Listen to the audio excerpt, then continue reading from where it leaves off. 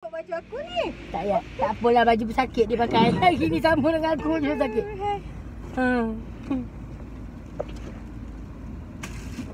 Segan aku Asal baju hang kenapa? Baju aku kena tu nanah. Apa orang tanya tadi? Anak aku mana? Anak aku yang lelaki aku ambil. Aku sempat lagi ambil hang. Lepas ni kita pergi hantar barang customer sekejap Kat mana? Dekat je. Dekat kain. Jangan aku pakai baju ni lah. Tak apa, aku kan keluar ni hantar barang customer sekejap. Sekolah anak kita kena HFMT Kita kena kuarantin. Anak aku kena kuarantin. Ya ke? Ya. Lepas Kalau tu? ada simptom nak inform. Tak ada apa.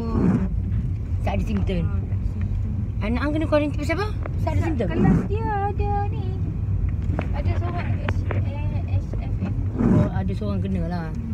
Lepas tu sakit apa? Pesakit tu kena. Ni. Dia nanah ke apa? Ada bisul kat belakang. Oh, nanah dia kena. Ada 5 lubang. Mak ai. Lepas tu aku picit. Lepas tu? Dia dah bagi warna pertama, dia membancuk dah kali pertama. Tak kena kat aku. Lepas tu? Aku okey lagi. Aku picit kali kedua. Kali kedua, dia membancuk lagi. Aku okey lagi. Kali ketiga aku picit. Pok! Melepuk habis. Baju aku dengan aku punya lengan. Hang tak pakai apron semua ke? apron. Yang plastik baju tu? Aku tu pakai kena apron. Hak yang baju ni tak Lengan lah, lengan. aku ni. Lepas tu aku pun basuh. Aku geli lah. Yelah, buka tu boy. Tak apa aku buka tu boy. Awak tak pakai doktor punya ke? Doktor pun pakai kadang-kadang baju sakit juga kan? Ya kalau dah basah. Tak ada baju. Okey, doktor yang benar aku tengok doktor pakar-pakar aku pergi. Lepas tu apa kata jangan pergi kat Cekan pakai baju yang pekerja. Takut pesakit lari daripada hospital. Oh, yelah. Kau kata Allah tak kena aku ni yang glamour ni. Ya, takkan tak kena hot ni. Hot staff nurse ni. SN pula. Sister ni. Hot chick ni.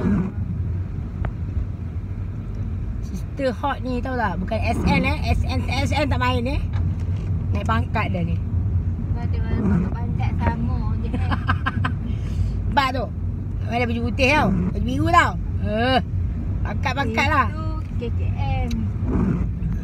Hang KKM juga tapi hang swasta pun bayar. Aku FTA. FTA.